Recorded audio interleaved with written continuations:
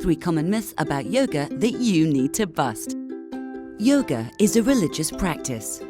While yoga does have its roots in Hinduism, this ancient practice features techniques that focus on building physical and mental strength for a balance between body, mind, and soul. You have to be flexible to start yoga. You may not be able to touch your toes or bend like a pretzel yet, but practicing yoga will help improve and maintain your physical and mental flexibility whilst revitalizing your body. Yoga takes too much time. It's no high-intensity circuit, but science says give yoga as little as 10 to 20 minutes a day and you'll see your stress levels drop, your brain function improve, and your energy levels shoot up throughout your day.